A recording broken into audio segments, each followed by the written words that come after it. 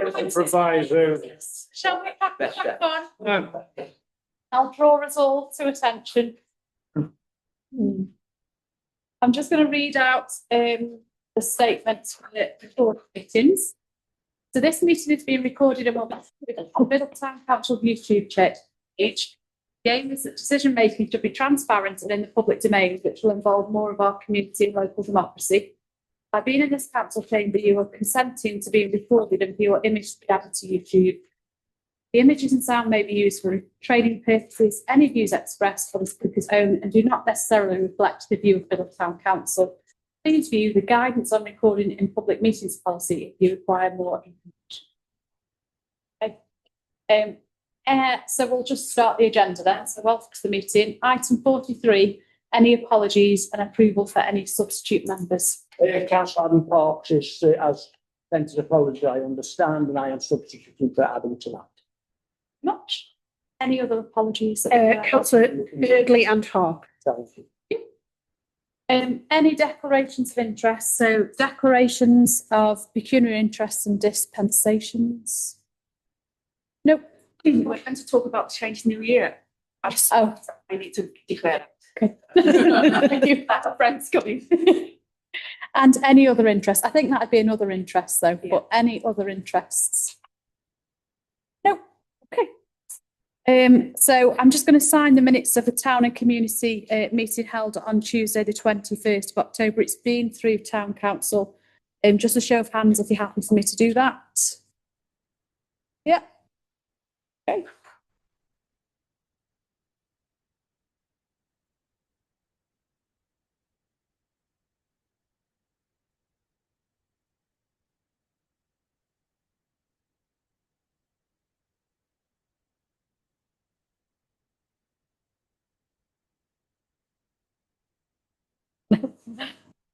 I'm writing all day.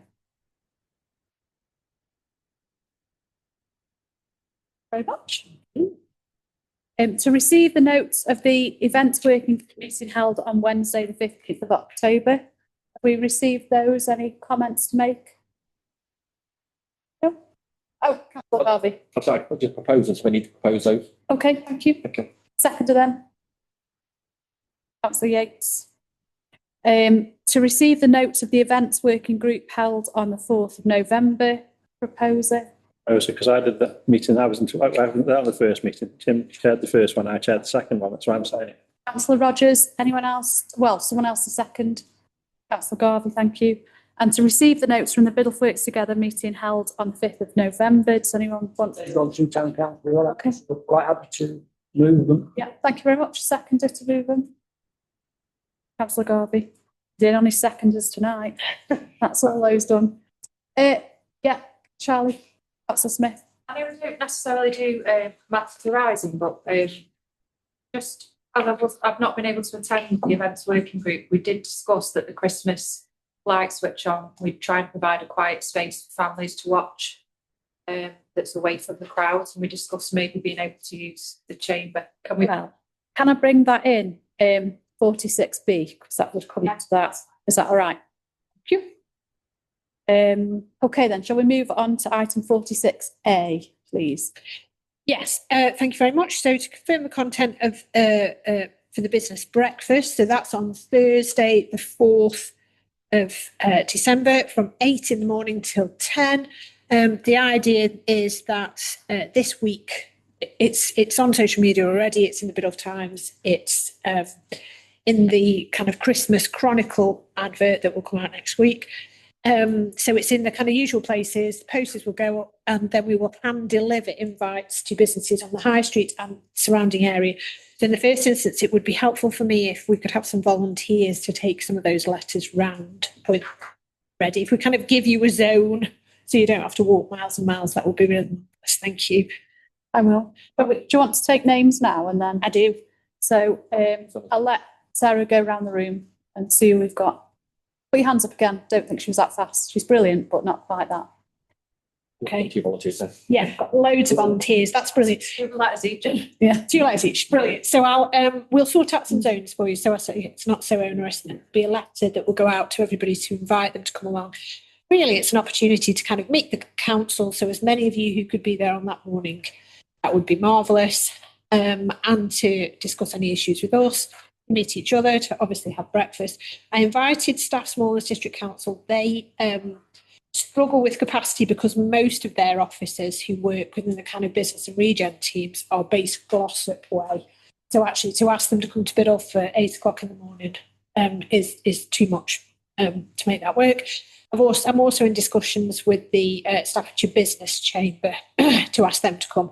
And both will provide some resources for us to share on that occasion, if not. But if we're not able to have a speaker at that meeting or somebody who can share some information, I think it's just a really nice opportunity to try and get people together and try and get some momentum and work out what the issues are that perhaps we can move forward with. I've got a contact for you. Hannah Alt. She's a deputy lieutenant, but she also owns Valentine's Clays. And she's been involved with the Seroptimists of North Staff. She might be a good person to contact. Yeah, sorry. Hannah Alt is, it might be a good person. She might be a good person to invite. She's a deputy lieutenant and a member of the business chamber. I think she used to chair it, actually. Yeah. And she owns Valentine's Clays. Fab, Councillor Yates. Yeah, just really coming back on the Staffordshire Moorlands thing.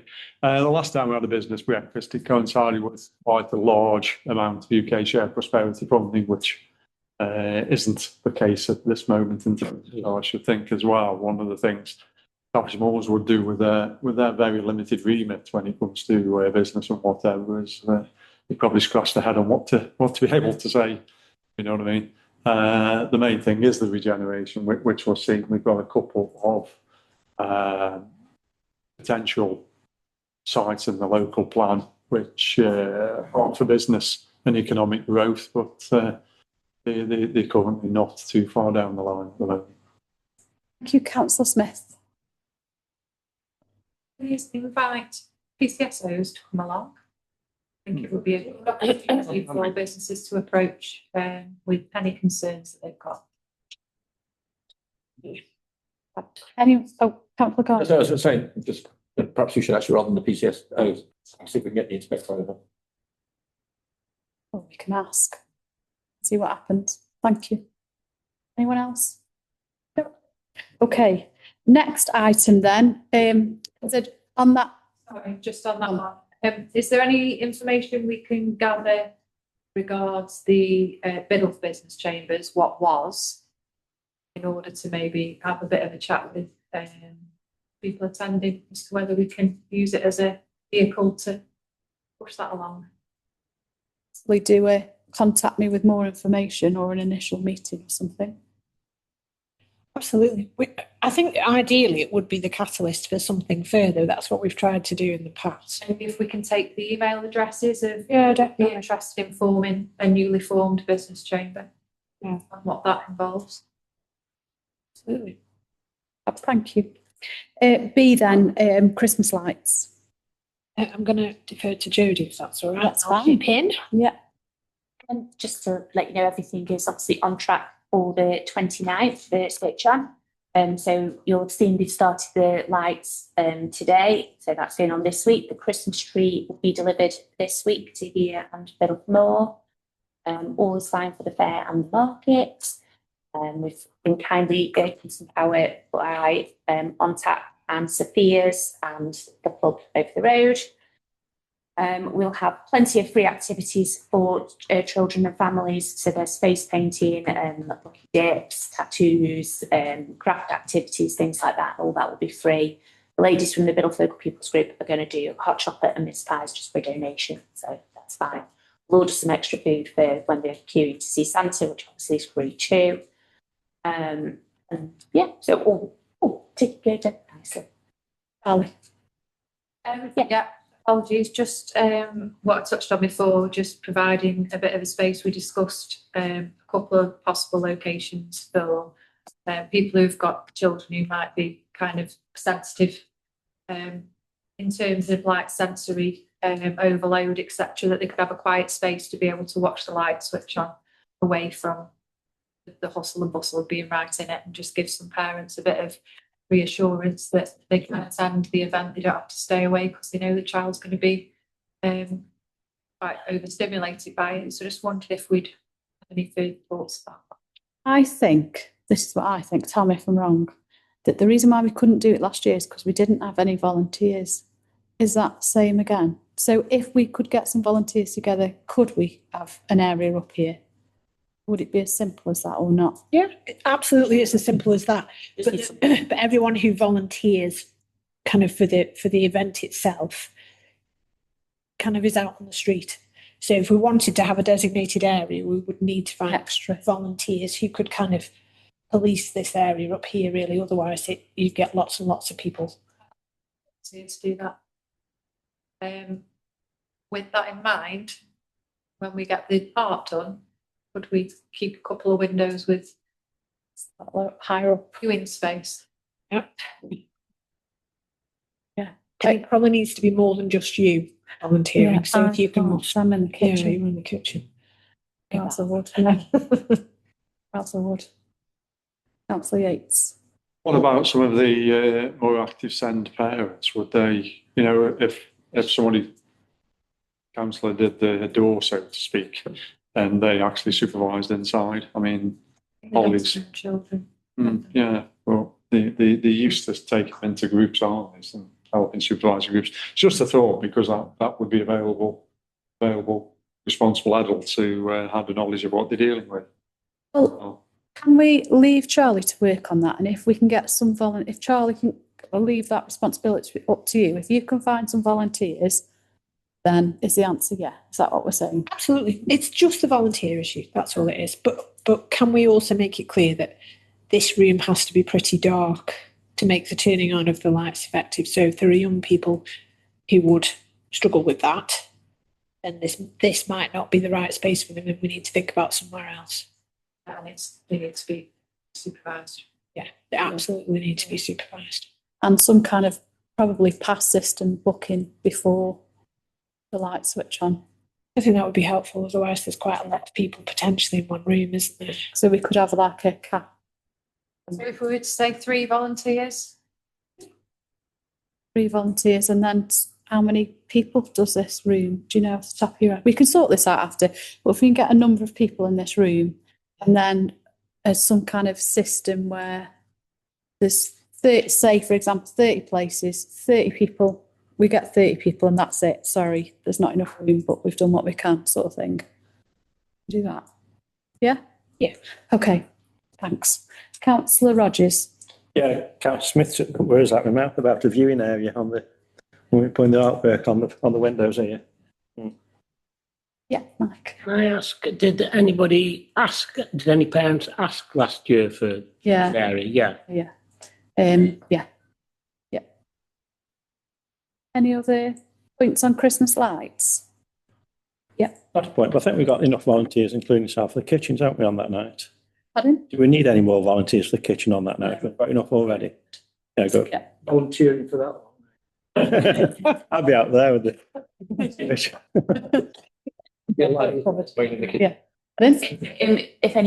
If you are free to volunteer, if you could drop us an email. Or anything, yeah. Times that you can What, help. for the kitchen? For only for the kitchen. Oh, right. No, for the whole event, then I can start plotting out where marshals need to be. I don't know how many I've got. I've already volunteered Councillor Hopkins to help out. Anyway. Thank you, Wayne. So Smith. what are you doing in the kitchen food? Your IT skills are very poor. Think. Jodie, I don't. We order sort of pie for the volunteers, and the last few years we've ordered a bit extra, and then if we've got Just on a side note, do you need like a bain-marie for keeping things warm? Because it's going to the library of things anyway, so I could just put it down. that'd be good. Yeah. It like an industrial one. That'd be mint because we always burn the custard.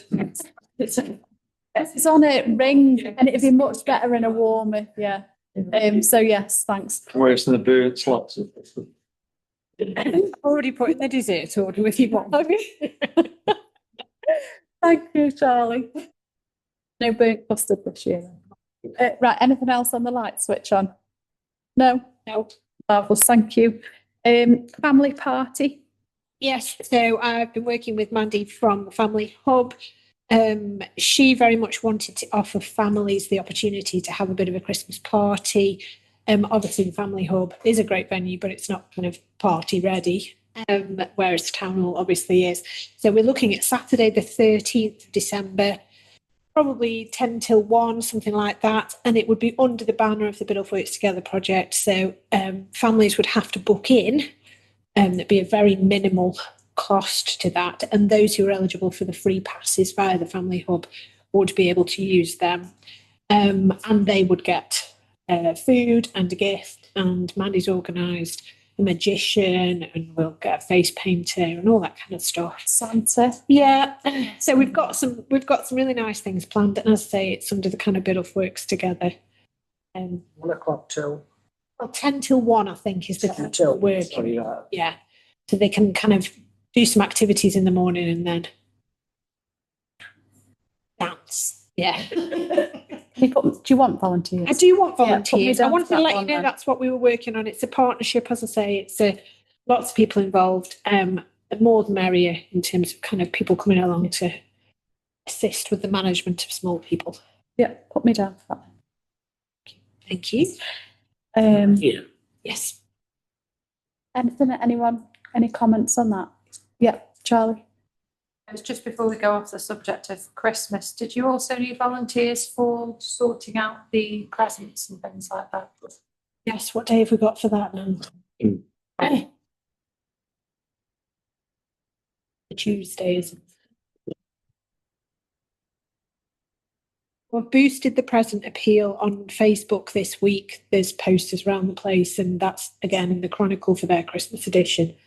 And then, for those who don't know, we then have essentially a chair as a child in the hall. So Tuesday the 9th is the day that we do that down in the hall. So we have a chair for a child, and then everything that's come in we allocate to a chair. Make sure. So they're coming. Referrals will come from social workers, from the food bank, from other referral partners via Biddulph Works Together. So, and the people that we've come across as well separately to that. So, hopefully, we'll make sure everybody who needs something has. Thank you. Morning or afternoon or? Kind of mid-morning to afternoon. Yeah. Councillor Yates.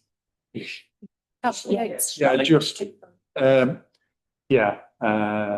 want this understated, but the Labour group will donate £250 out of our funds. We didn't spend as much on the county election. No.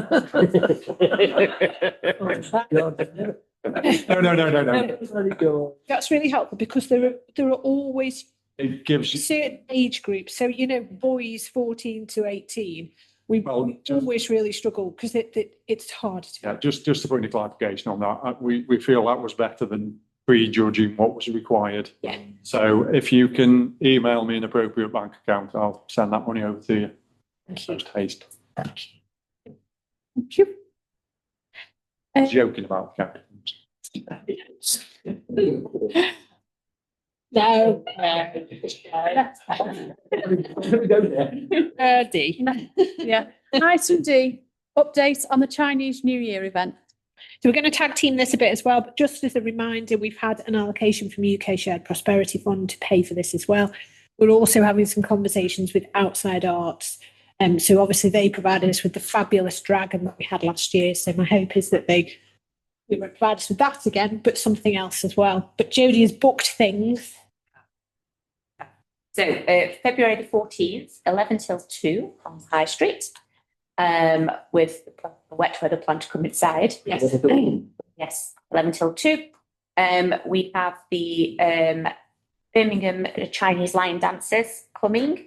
They also do a sort of umbrella dance, but they get the kids to come up and do that with them, so they show them how to do that. So that's a really nice thing.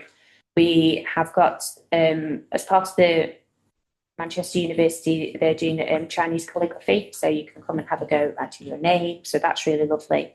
There'll be crafts, there'll be food. We've got a very giant panda called Pom Pom. There is Yan Yan's Christian Fellowship for hopefully working on some music, and like I say, we're working with the outside to hopefully have some form of something. Watch your space a bit for that, but that's a work in progress. But yeah, all looking very, very lovely actually. For that, so quite excited. Thank you very much. Oh, sorry, Valentine's Day. Councillor Rogers. Cheap date. Thank you. I know Councillor Case is trying to keep quiet because of who she is and Chinese, but how do we contact the other Chinese community in Biddle to make them aware of what's happening? The fellowship, they used to meet at a bit of Methodist church. Now they have relocated to Longton All right. because they all live in different areas. That's what I'm saying. How do we contact the Chinese community? That's why I'm asking you. Yeah. You can do that one. Okay. Okay. Good. Thanks. Thank you. Anything else on that then? No. Wonderful. Item number 47, to receive an update on the town's tourism meeting facilitated by Staffordshire Moorlands District Council, presentation attached. Yeah, so shall I Yes, with please. this for a little while? So Jodie and I have been attending this meeting. So it's, as I said, the agenda item, it's run by Claire, who's part of the Regen team, and she's looking at the tourism strategy and how to measure enhancements in tourism and to kind of get more people into Staffordshire Moorlands. And so we've been attending that for a little while. We all update each other on the projects that we're working on. Claire advised in a previous meeting that they had used, I assume it's UK Shared Prosperity funding, but they've used some funding to manage and monitor rather footfall. So this was a presentation she gave us at the previous meeting. I'm assuming those of you who are district councillors have seen something of this. But I just thought I'd share it with you because I think it's quite interesting because I think the footfall is gathered through your mobile phone. And how that happens blows my mind. So I shan't go into that. But they can kind of tell where you are through your mobile phone and the people who were there. So we were given Leek footfall. So they compared September 25 and September 24, Cheadle footfall, and then Biddle footfall. So in September 25, the year-to-date footfall was 1.3 million. And there was a slight decrease year on year in relation to that, which we ummed and ahed about, but kind of felt like 0.2% wasn't massive, and certainly less than Leek footfall. Cheadle did very well, but they put that down to, they've had some events in, yeah, The moon. they've had the moon, haven't they? Yeah. And we wondered whether some of the Biddle footfall impact was probably because of the town hall frontage. So whereas we might normally have had events on the front, or people might have come into town for certain projects they perhaps didn't for the duration of that build. I just thought it's helpful to share this with you because then you're certainly aware that the information is available.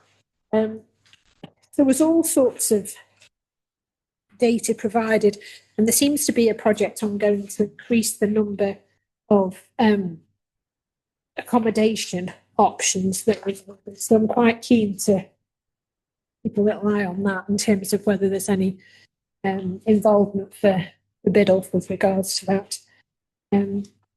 Happy to answer any questions or any observations.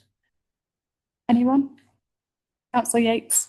Yeah, I think when it comes to tourism, Biddle is not seen as a sort of Staffordshire Moorlands hub. You know, when you think of Leek, which is very much a very old, very traditional market town, and obviously with the investment which the Bluff had, and the fact that it's very much the gateway to go into Buxton and the Staffordshire Peak District. There's no doubt about that. It is on the doorstep. It is closer. So that's just the geography and the farming history, which Biddle doesn't quite have to that extent.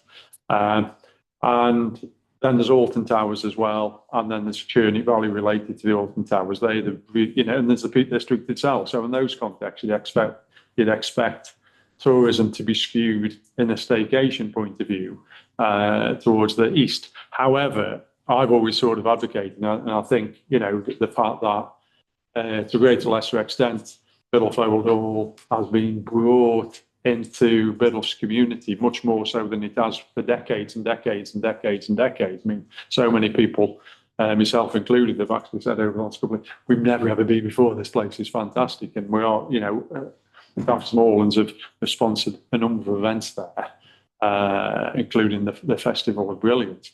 We are getting to the stage, you know, where I think there could be a real boost in Biddulph tourism.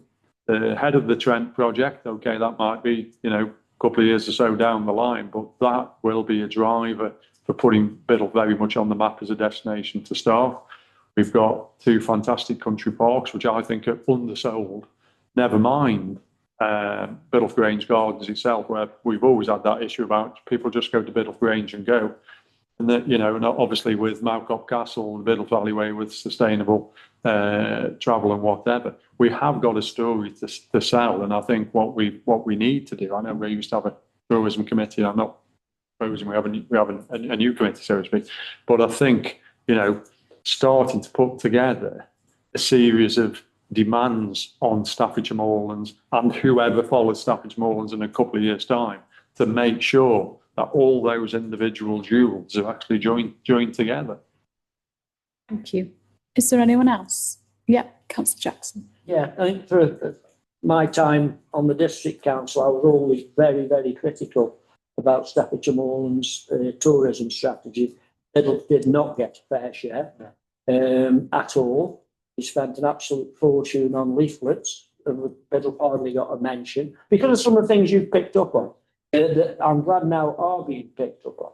But I've always just had a bit of a bee in my bonnet about the tourism thing. As an industry, it's generally seasonal, generally low paid, generally low skilled. So, you know, putting a great lot of the Staffordshire Moorlands resources for me into tourism was spending perhaps a lot of taxpayers' money that taxpayers saw very little coming back.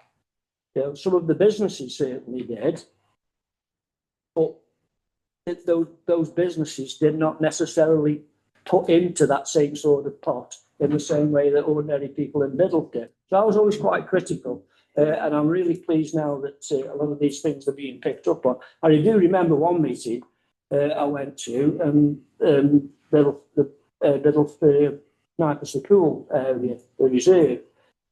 The sign for that, I noticed Carl did some sign cleaning recently, but the sign for that, you couldn't read it from us.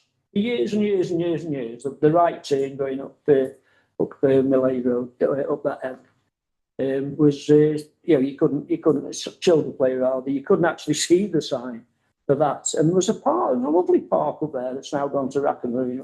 So I'm glad things are sort of changing, but say for my time on the district council, I was always very critical about the strategy for Staffordshire Moorlands for tourism. If I may add one more thing, which I mentioned, let's come back to. Just a second, yeah. Councillor Case. I think before I came here, when I was in Nottingham, when I mentioned I'm moving to Biddulph, a lot of people there didn't know Biddulph. But when I came here, and I realized what a beautiful place it is. As what's being said already, you have so many this beautiful landscape and the parks, and also the 3 National Trust properties, including the Little Morton Hall. So there's definitely a destination for tourism. And a lot of the National Trust members, if they know they can come one place and visit 3 properties, that's quite attractive as well. So I think it's definitely something we should give a push. And maybe just let the outside world know this hidden gem, we often say. I think if people know this place and what you can see, they will come. I think at the moment, a lot of people don't know about this. Yeah, and I just wonder whether we can make a promotion video or documentary or something to tell the story with and then promote it on social media, on media, or whatever the platform. Just to let people know, really. That's a great idea, and I'll bring you back in a second.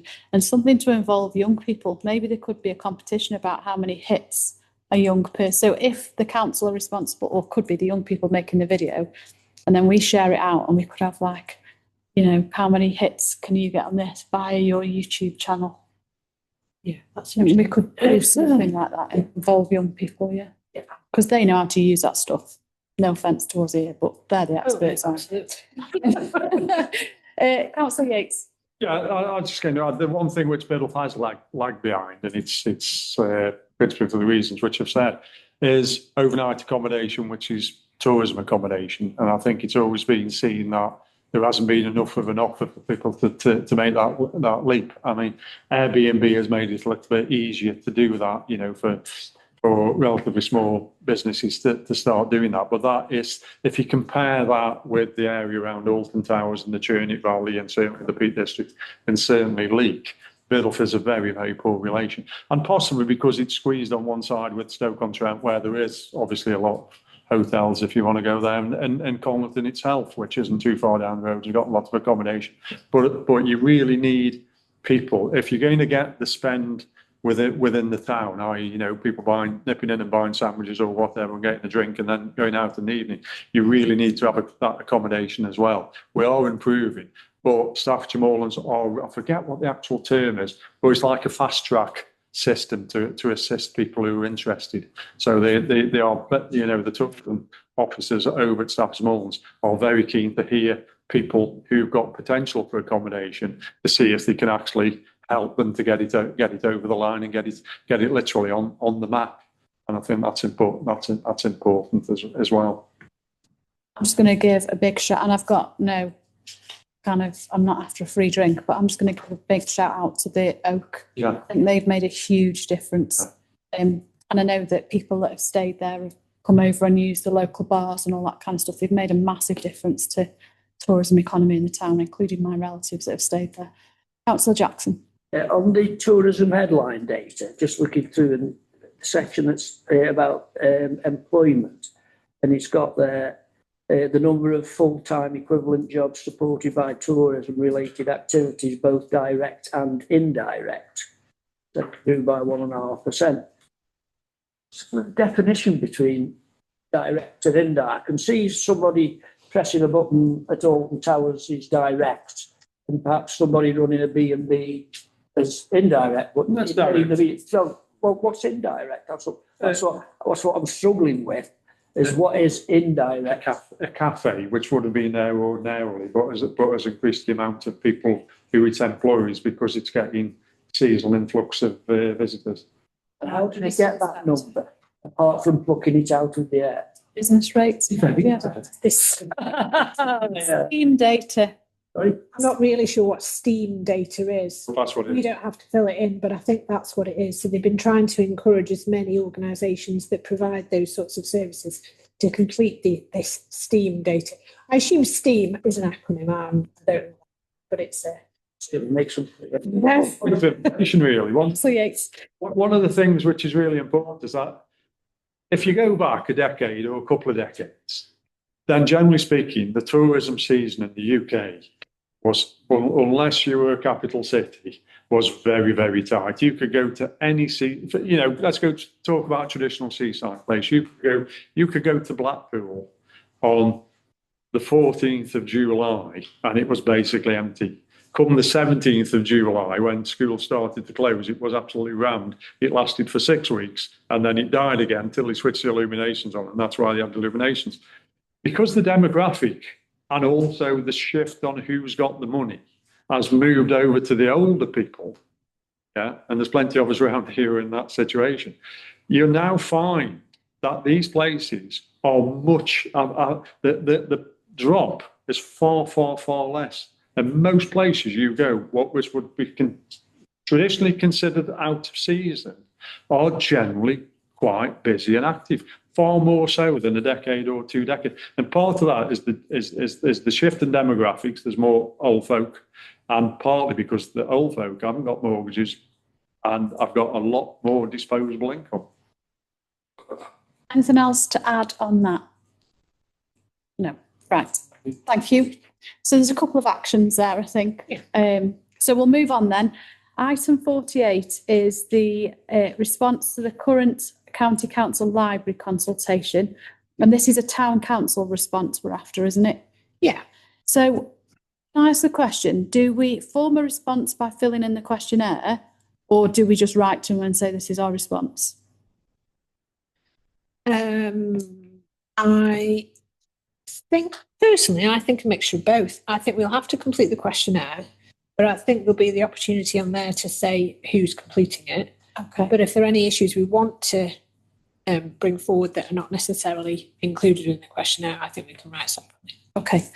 I've got a few people wanting to speak. Councillor Yates, then Councillor Jackson. Yeah, I worry about the subtext to this in the context that there has been a drift towards libraries being manned and operated by voluntary people, which I think short term you get a wave of enthusiasm with any voluntary organisation, but it tends to have a long tail and drifts off.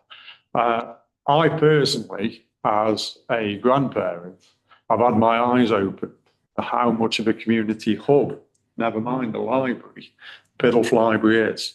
You know, I don't want to list them because I'll miss one out, but there's a number of key community hubs in Biddulph, and the library is up there. There's absolutely no doubt about it.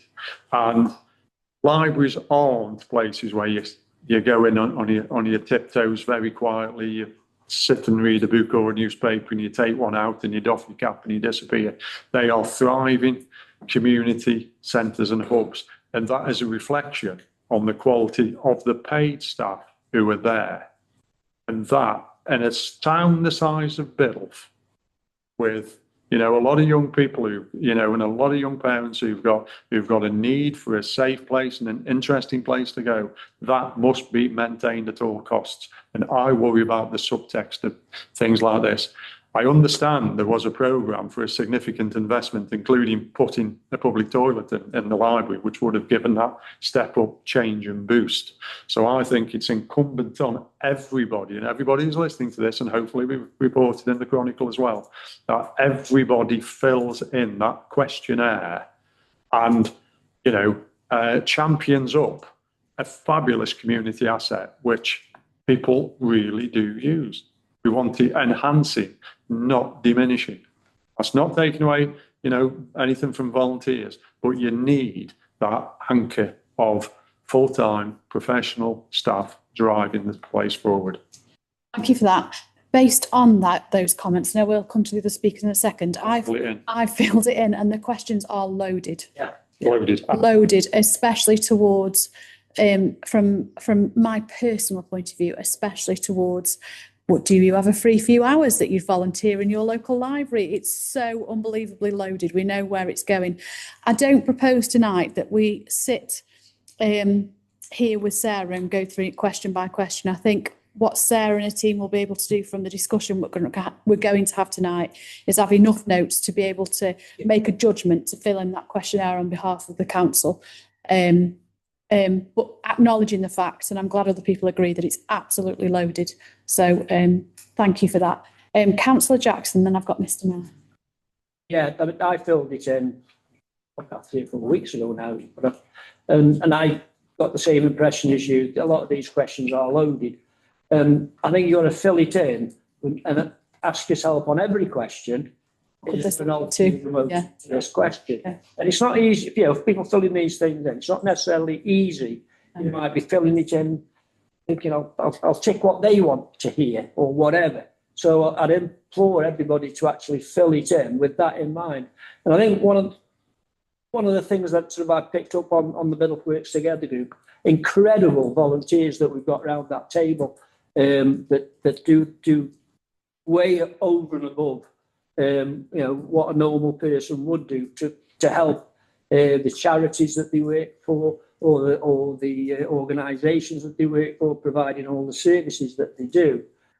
But every one of them says getting training and hanging on to volunteers is one of the most difficult parts of their job. CAB is a prime example, is trying to get their, you know, trained up advisors and hanging on to them. They're usually, you know, students that might be doing 12, 18 months as part of the course or what have you. But it's difficult for so many organisations and for another organisation to come in and then want to pull out of a small pool of people anyway, it could have a detrimental effect on organisations that are all already running really, really well. That's one of my main concerns. And without a doubt, I'm sure somebody didn't think, let's do a big survey. I'm sure somebody thought, where can we save money? That's how it started. And well, where have we done it before? Oh, we had a bash at libraries about 5 or 6 years ago. And that saved us X amount of money. And I think some of the libraries that have gone voluntary are still they haven't necessarily sort of hit that plateau that Nigel was talking about and dropped off. It's the information I'm getting, that some of the libraries anyway are quite good and are thriving. But I don't think that's the case in every one of the, and that's what I'd have liked to, a question I'd have perhaps liked to ask. Have you done any work on the libraries that have gone to a voluntary system, and how are they doing? Yeah, thank you. That's what you're asking us to go to. Well, you've got a base of knowledge with libraries that have already gone down this route. What is the proper picture of those libraries? Thank you. Thanks. No, I agree. Thank you. Mr. Mayor. Yes. 3 points, 2 directly to do with the questionnaire, indirectly to do with it. First of all, the questionnaire, a point for one of the about the early questions, and then a point where the last question comes into the frame. The point about the early questions is this, I think it's question number 2. It asks which 3 branches, and there's a list of 40 odd branches, which 3 branches of the library do you use? It doesn't say up to 3, it asks you to tick 3, and it doesn't give you any opportunity in the question itself to indicate the frequency of use, whether you go every week or whether you attend, to use that phrase I used last time, once every Preston Guild to that branch. And I think it's important to find opportunities in the other questions. And in all fairness to the questionnaire, I think it's got a generous number of open questions where you can write an answer. It doesn't matter of ticking a box, to make it clear that it's Biddulph Library that you're referring to. Because that question 2, which libraries do you use, doesn't make it clear where your focus is. Now, going to the last question, and it's another of these open questions I like to see, where, a catch-all, anything you wish to say. And I concluded, because I filled in a printed questionnaire, I concluded by putting in there, I don't matter what new facilities you introduce to maintain footfall so that Biddulph Library continues to have, continues to be maintained and staffed by professional librarians. They're doing a great job and I wish them a great future. That's what I put as my final response to that. And now, indirectly, tomorrow morning, starting at 10:30 for a couple of hours, there's a drop-in session at the library. Come for tea. I don't know if there's cake. Might just be a biscuit. But, and it's, I think, to focus on suggestions and ideas. So if you want to go along and talk about it, tomorrow morning is the opportunity. Thank you for 10 o'clock. 10:30, I think, starting 10:30. Thank you. Councillor Smith. Yeah, just to sort of build on both what Councillor Jackson said and both what the Mayor said as well. I think it's quite insulting to the librarians, the profession, that, the insinuation is that volunteers can do the job, that they're highly trained, skilled with the hard and soft skills that they've honed over a long period of time. And it just minimises the work that they do. And I really feel, and I just wanted to say that I really feel for the staff that might be feeling like they're at risk right now with all this consultation going on, because it must be awful to have that inference that, you are just expendable and we can put some volunteers in to do the work that you do, when we know what a challenging job it is and how well they do that job for us. So just to appreciate that, really. Thank you very much. Councillor Redfern. Yes, I think sometimes people don't understand just the breadth expertise there is at the library.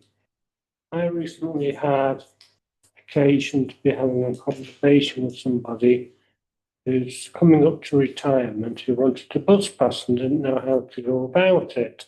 They tried to do stuff online and just found that really difficult. So I said to him, I said, well, when I applied for mine, I was advised to go down to the library. I said, it's a very painless process and really helpful.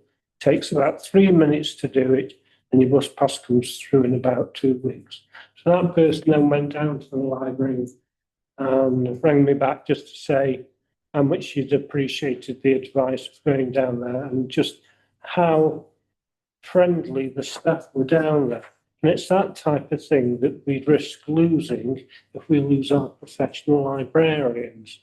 So, you know, it's not just to do with groups and kids or this particular group. It's a general service there that provides a really quite important link for people who struggle with things like the internet, etc. People who haven't got the internet even. It's there and they can go down there and access these services. So it's really something that we do need to defend. I also think it's a conduit from for the services that the county council offer as well. So like you say, bus passes, but all sorts of other like schemes that the county council run. If you want to find out about that, the libraries are quite often briefed about that as well. So yeah, thank you for that. Councillor Garvey. Thank you, Chair. I think looking at the form, I agree with what everything's been said before. There is a certain subtext to it that's sort of clearly trying to steer in one direction. I mean, question 7 is the key one. What do you most value about your library? I think the key thing we need to push in there is the fact that it's the professional staff. That's what we value about our library, because we have got professional staff to help us with all these issues that have been raised by other people around the table. So I think fortunately there's the opportunity in a lot of these for the other to put a lot more text information in it, supporting that. We should be encouraging people to do it. That's the first point. But the second point also is as you go through the form, it's clearly, you know, why don't you use the library? What's the main reason? Again, because there's nothing in there to say, well, because we haven't got the right professional service, we haven't got the right professional staff. For those libraries that don't have it, we're very fortunate in the library that we have and the very facilities we have. And there are other points in this. They're talking about libraries as a community hub. Our library already is a community hub. The number of activities that go on there, talking about quiet study areas, job skills, we've got that facility and the services there. Cultural and creative events, that's already going on. So the implication here is that libraries aren't working that way. Ours already does. Yeah. So again, I think what I should be conscious of, everyone who's particularly watching it should be conscious of, is we have a fantastic resource within our town. And we won't know it, we've lost it, how valuable that is to the town, to everyone in this town. So we need to fight as strong as we can, as much positive input into this survey from everyone around this table, everyone who's watching live, in order to ensure that our library gets that support, gets the credit for the service it does do to this town. Thank you. Do you think you've got enough from us to provide a summary? Judy and I did wonder whether we might wander along tomorrow to the event at the library as well and just see what's going on. And you can feed that back potentially by speaking we'll just to people. We'll also try and understand what the discussions are that are being had face to face. Yeah. So I'll fill it in after that on behalf of the council. Okay. So that's the response then. You're making the response based on what we said tonight and potentially what you garner tomorrow, and we'll let you crack on and do that. Yeah. Fab. Wonderful. Item 49 then. Consider the current proposal to changes in PCSO working hours. There isn't a consultation document that we fill in here, is there? No. So this is us. We've read what the proposals are, and we want to make some representation. Is that right? Yeah. Okay. So who do you want to say anything about that to start off? I take it this has come from Town Council. I wasn't at that meeting last week. I forget who it was who identified. Jackson raised it. Yeah, I think it was. I raised it and the PCSOs pointed us in the direction of their union reps from Unison. Yeah. Okay. Now, obviously, since last Tuesday and now, PCSO. PCSOs have been put at the knees. But but it's quite a few years off. Yeah. So this could still have an effect on the working conditions of our PCSO. So I still think it's a worthwhile exercise that we put something to the Police and Crime Commission. I mean, like I say, I mean, I know what I think about the cutting of the hours. I'm dead against it, but I don't know whether that's the general feeling of the town council. That's why I wanted to, not my feelings to go forward, but the feelings of the town council. And we speak as a town council. I mean, I can only see it as a detrimental step, and I certainly can't see it as an improvement in service step in any way, shape, or form. And it just seems to be it's a money saving step. Or we've already found it, or somebody's already found a money saving step. Can we just want to check about this? Additional information has been requested from PCSO representatives. I think it's really important on matters like this that we go armed with the facts that might not necessarily be published in the media. But the police themselves will understand that, and certainly the unions will. Have we had any feedback yet from the PCSOs about what this actually means? So I understand that. So I emailed the PCSOs after that meeting, and my email was passed on to the union representatives for them to come back to me. They haven't as yet, but I'm happy to wait for that. I understand that anecdotally that the issue is that between a 9 o'clock finish and a 10 o'clock finish, there is they get paid quite a lot more for a 10 o'clock finish than a 9 o'clock finish, and therefore they would then receive less money for, and we receive an hour's less service. Yeah. Okay. I've got Councillor Rogers first, and then Councillor Yates. I'll come to you. Thank you, Chair. Let's see how it can be a benefit to the public. Maybe a benefit to the purse, but not to the public. You need a police officer 24/7. If we've got a full staff of regular officers, then maybe the PCSOs could reduce their hours. But unfortunately, we haven't got a full staff of regular officers, so the PCSOs carry this town in many ways. There used to be 3 shifts a day, a minimum of 5 per shift. Regulars don't get that anymore. So we're playing with people's lives here if we're not careful. I'm always reluctant to play around with any treble 9 service, police especially, but none of the treble 9 services can afford to cut losses when they require 24/7. So if you want to reduce the PCSO hours, you're going to have to increase the PCs, which they're not going to do.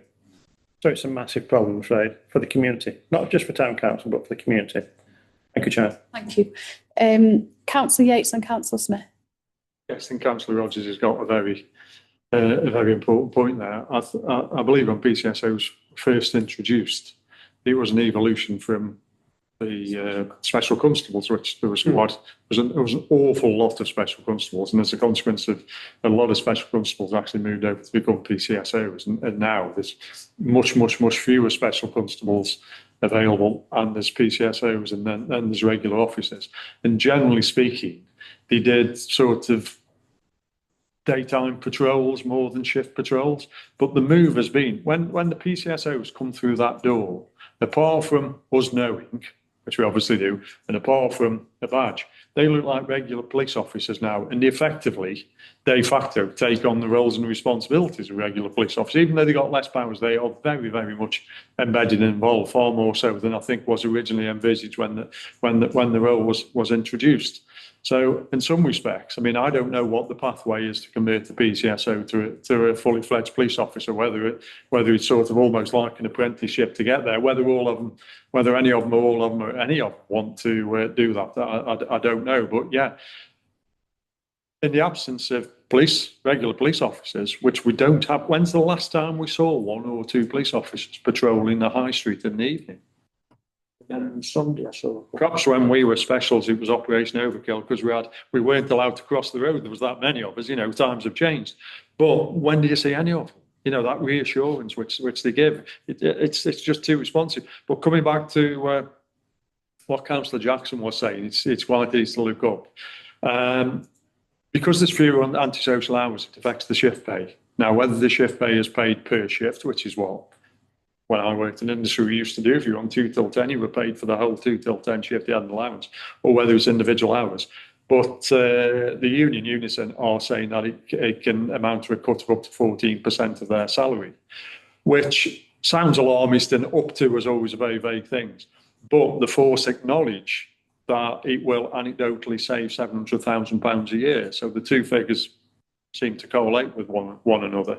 But they insist that there's not the main reason. So it's obviously a reason, as cost, but it's not the main reason. The main reason is based on statistical evidence that is when they need it. Now, that statistical evidence should be available for us to scrutinise. Now, whether that's done through the county Police and Crime Commissioner Forum in the fullness of time before this happens, whether it's done if we do have Police and Crime Commissioner to come to Staffordshire Moorlands at least once a year, twice a year normally, whether we can scrutinise that, whether there's time to scrutinise, because I don't know what this timescale is for doing that. So the important thing to me is scrutinising the data on which this decision is made and make sure that it's done for the right reasons. I mean, a fair proportion of that £700,000 savings, what we're looking for, is because the role of the Police and Crime Commissioner who's come up with this idea has been abolished. So perhaps we can afford to carry on as we are now. Thank you. Could we, I mean, I think it's pertinent that if you want to know that information about data, that we can just put in an FOI, can't we, for that? Yeah.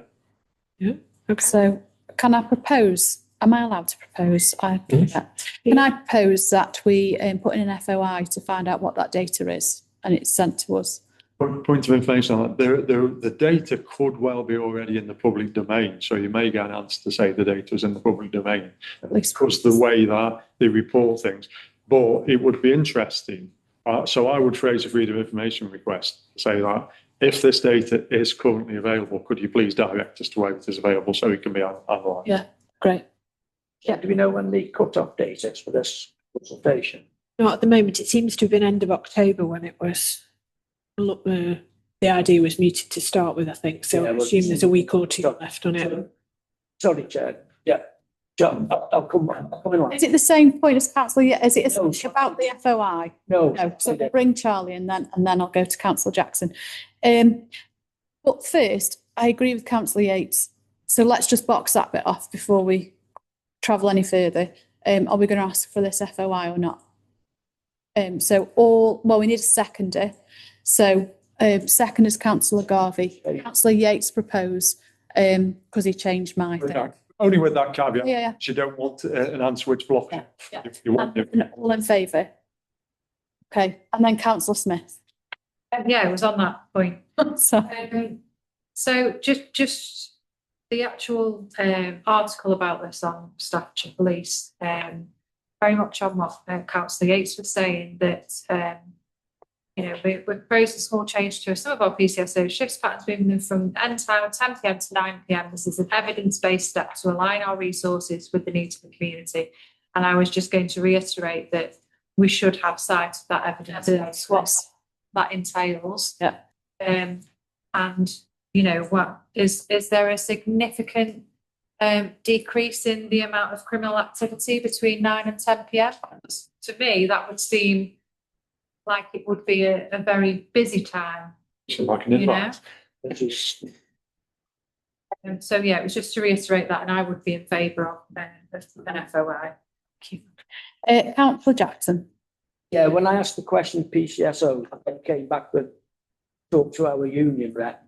I think perhaps if we can facilitate a meeting with the Unison rep, because I'm thinking if I was a union rep that's involved with this and the town council wants to throw its weight behind our fight, I would be more than happy to come and talk to that town council. So I'm just thinking, I know we haven't got like a formal meeting in December, but bearing in mind whenever this cut-off is for this consultation, we need, I'm just thinking, if we could coordinate a meeting with the union rep from Unison that represents the PCSOs, so we get the workforce's idea about this and why they might, 14%, up to a 14% pay cut is a pretty important incentive for the PCSOs.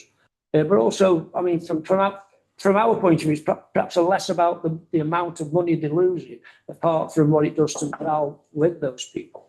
But it's what it does to the cover of policing in the town, and how that in turn would have an effect on any of the crime figures. So I think if we can sort of get a meeting with this union rep, and obviously it might be short notice and the busy people and all the rest of it, but if we can explore that, perhaps have a get together, sort of off camera and talk to them. I'll let Sarah facilitate that. Is that all right? I'll see what I can do. Yeah, Fab, thank you. Charlie, you wanted to come back? Sorry, Councillor Smith. I think we've got sort of legs in the argument that as a town, Biddulph would be disproportionately affected by any of these changes, because, you know, we're not a 24/7 manned police. You know, and we've got, places like Longton that have got a permanent 24 hours, an hour's worth of not PCSOs not being on shift wouldn't make much difference if they've got, you know, police officers on shift. But we don't have that amount of cover here, much like Councillor Jackson said. I think it would be pertinent for us to throw our weight behind it, given the fact that we would be disproportionately affected. Point, thank you. We got that one down. Yeah. Anyone got anything else to add on that? No. Okay, are you all right? So it says to consider the proposal. So what we're doing is asking for an FOI, facilitating that conversation, but actually we've not agreed to do anything. Do we need to formulate a kind of town council letter that goes to the Police and Crime Commissioner?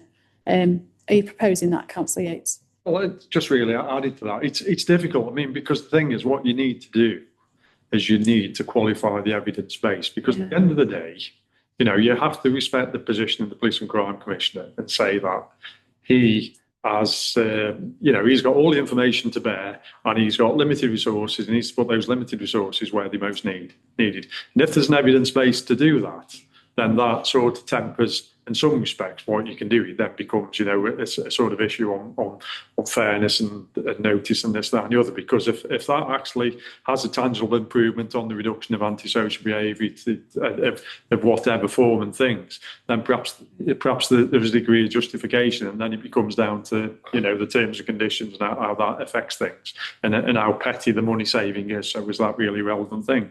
But at the moment, we've got justifiable concerns, knowing our history of antisocial behaviour and people walking the streets with balaclavas on late at night every now and again, and ring doorbells coming up on Facebook to suggest that, you know, miscreants don't clock in and clock out at regular hours. You know what I mean? So that's what I'm saying. So information gathering first, get that, you know, scrutinising that information, and then formulating a response based on the evidence. At the moment, how can you base a response based on just a limited amount of anecdotal data? You don't know the cause and consequence. And my concern about that, though, it's time. Yeah, I think we do need to put our concerns in, and then we could follow it up once we've got the evidence. Again, if we can just come back, I think a letter to say, you know, we note that this is happening. We do have concerns, knowing the, you know, lack of police officers, the distance between a regular demand station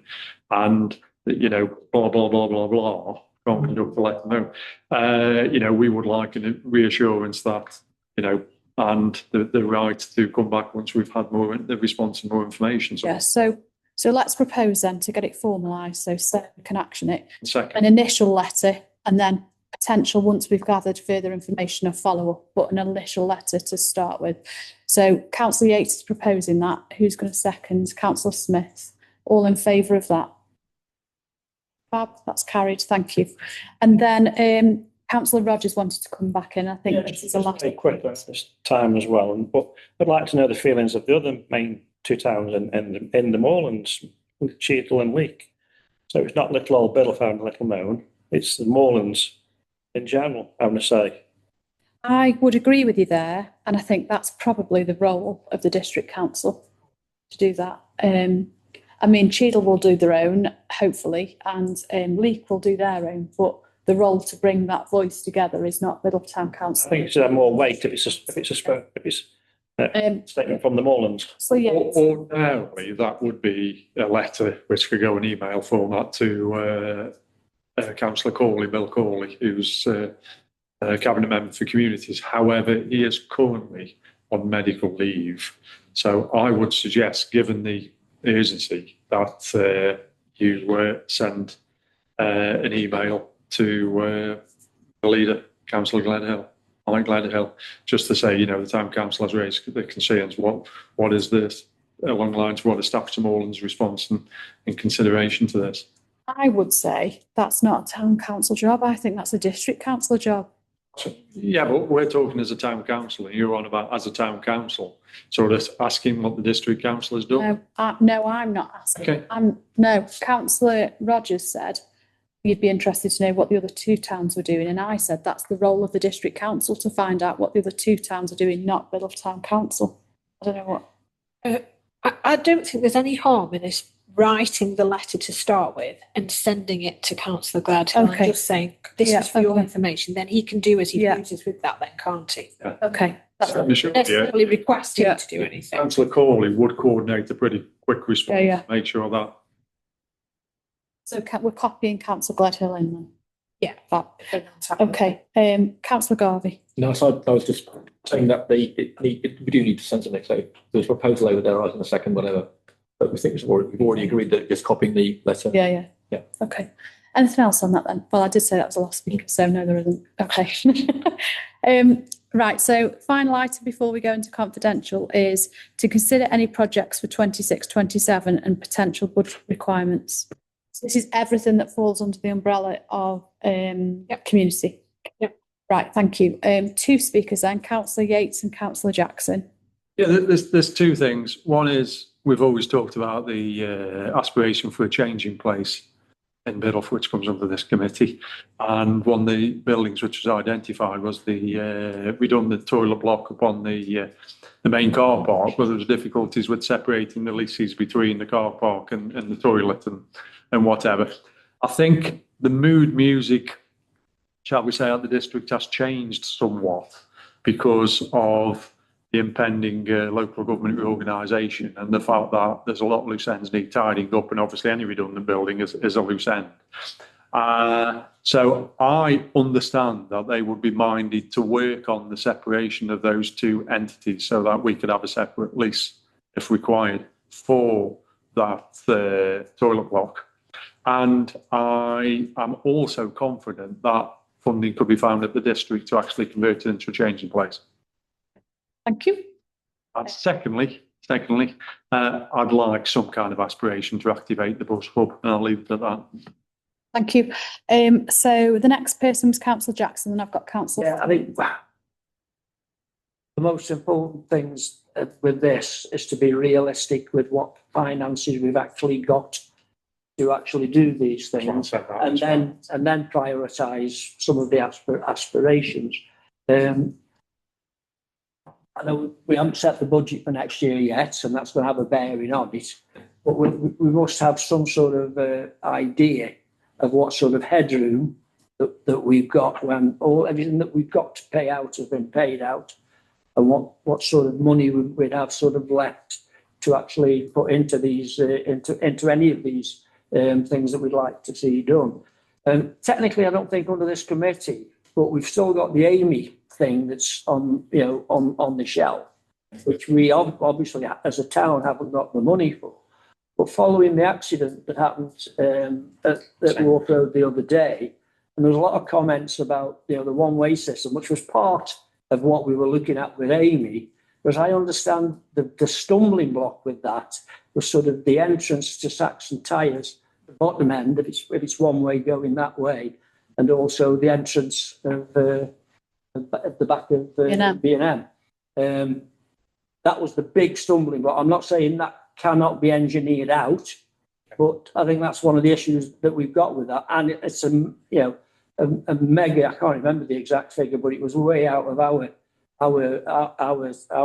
sort of finances. So we'd have to depend on then something from the county council, and I I listened through the agenda item on the meeting on Tuesday, I think it was, Monday, or last week it might have been, about the transport plan. We weren't mentioned then. Well, I watched the whole debate and we weren't mentioned in that either.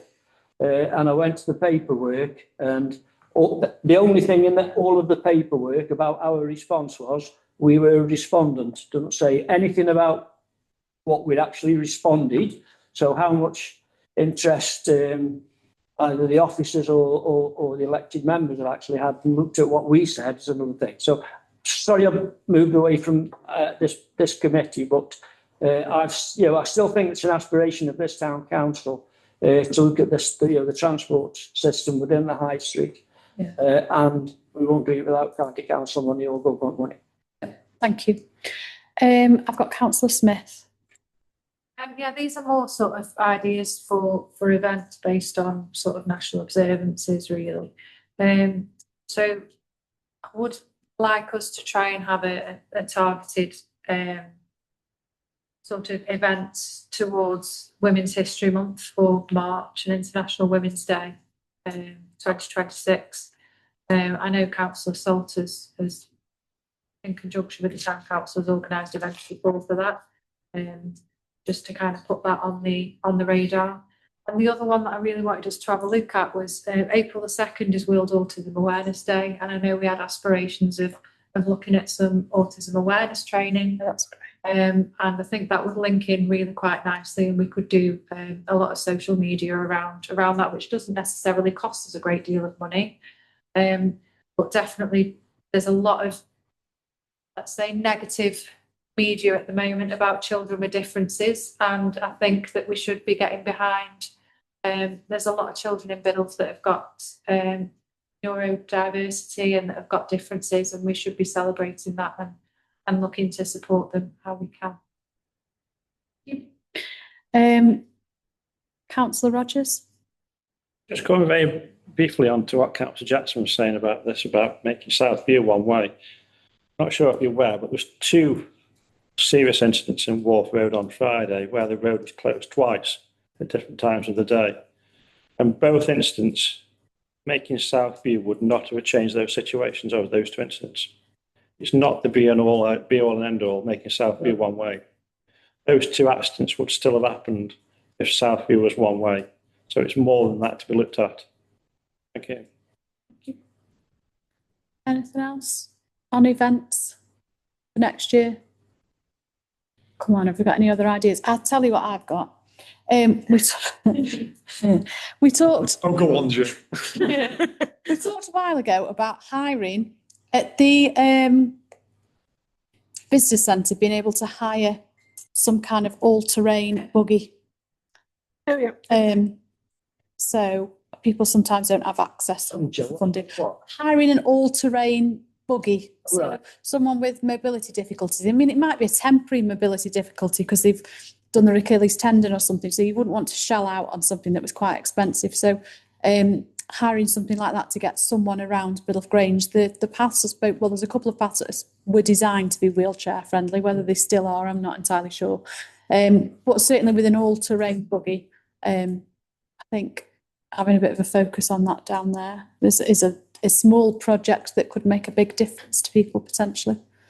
Councillor Smith. To add to that, we were looking at do something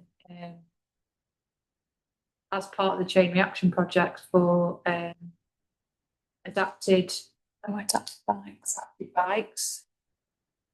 We did talk about that to kind of look at what they do at the Green Door at Westport Lake, and they've got some adapted for wheelchair use and people who've got mobility issues. I think that would be good to even if we could maybe borrow them to have a go up Biddulph Valley Way or something as part of another cycling project.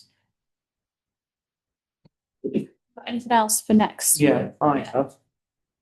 I'd like to see some effort made, depending on how much money is available, to tidy up some of these long neglected and overlooked areas in Biddulph that really need tidying up. I'm thinking of the back of the mill on Stringer Street, where the grass is very overgrown. The trees haven't been pruned for many years. I have contacted the county council on numerous occasions, but they seem most reluctant to do anything with the land, and it does belong to them, so it is their responsibility. The other big eyesore when you're approaching Biddulph from Brinley Ford is the embankment below new buildings. The pavement is actually very wide, and if we could make something to coincide with the Keep Britain Tidy spring cleaning campaign, and maybe we could organise or involve the youth centre and other young people, perhaps that could be a project that could be looked at, depending on how much money is available. And that would make a visible difference. I would just caveat that with, I'm still reluctant to use Biddulph, and this is a personal opinion, I'm still reluctant to use Biddulph Town Council's taxpayer money if it's somebody else's responsibility. Because basically taxpayers are paying twice and not getting a service from one. So I would be happy for this town council to tidy up pieces of land that belong to them, absolutely. I would be reluctant to the town council to spend taxpayers' money that should already be spent on that, when we could be spending it on other projects that this town council is responsible for. I think to me personally, that's problematic. Councillor Yates. Yeah, I sympathise with Councillor Kasicki. I've got my own issues, and some of them are related to councils. I mean, the Biddle Valley Way, it hasn't had any trimming by the county council this year whatsoever. And the way it was left for the previous administration was that it was booked for 3 trimmings a year, which was happening. Say in the bottom of Halls Road, it had a real significant short back and sides last year, the best one which it's had for years. He was quite shocked this year when the inspector was challenged to say, when you're cutting it this year, he's very annoyed that he's had the audacity to grow. You know, and there are these things. I mean, I know Carl Kasicki does an awful lot more walking around than me and doing whatever, but where I walk, I'm always shocked at in some cases, how the highway has been encroached on by verges actually full of full-grown grass and weeds and whatever. You know, Halls Road is a perfect example of that, where, you know, they might come around and do the grids, but they're just not clearing the gutters, which means you go straight and blocks the grids. But I don't, you know, we've recreation amenities is the committee for this kind of thing. And everybody knows that when they say jobs for the lensman, it used to be a big pile and we got on and did it at Biddulph, you know, council, it's Biddulph Town's expense, town council. We've stopped doing that now because at the end of the day, we can't double bill the council taxpayers, because that's effectively what was happening. But we just need them. They need those who are responsible, whether it be county, whether it be Staffordshire Moorlands, or in the odd occasion, whether it is our land, to step up and be responsible. I think Biddulph Town Council does. I'm not quite sure the other two are quite as fleet as foot. I bring Sarah in on this one. All I was going to say is I've been made aware that there is a very small environmental team that is at the direction of one of the County Council Highways officers. So I will continue to lobby him for the use of those resources for these particular areas. Yeah, I did ask Dave Rushton at that recent meeting in Leek and asked if he wasn't prepared to cut that hedge on Halls Road, whether it was possible Biddulph Town Council lensman could do it and charge the county council, but he was most reluctant to agree to that. Just a point of clarification on there. One of the issues is road safety. When it is cut, I have to acknowledge it, when it is cut, because it's such a restricted junction, I'm not going to use the word dangerous because, you know, drivers should be aware of what's around them, but it's such a restricted junction, it does need banksmen as well as actual operators. Oh, yeah. And, you know, that they do need to have the appropriate. I think it is a troublesome one, and it should be done automatically. They have closed the road on the occasion they did it. That's what.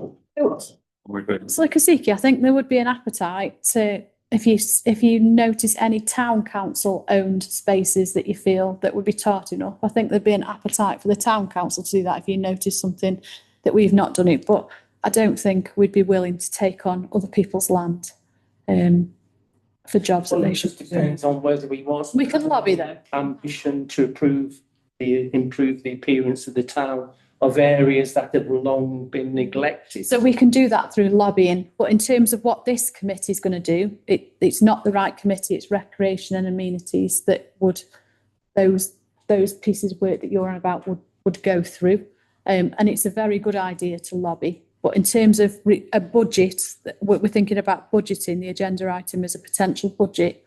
It's not something that would attach a budget for this committee. Does that make sense?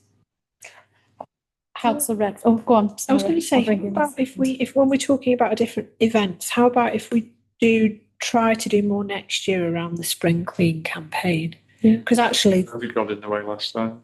yeah, we had all sorts of aspirations and then couldn't go out, could we? We're going to do a real thorough clean of our lane where Yeah. How about we look at that in a bit more? Because actually, there isn't a great cost to that as long as we can muster enough volunteers. So we could have an impact in some of these areas, but without a massive expense, couldn't we? and point of Look at information on that, we can bolt in point of information, we can bolt into pick fit initiative at Staffordshire Moors to get all the equipment and whatever and support, so they'll get the vans out and followers and stuff like Look a bit more. Okay.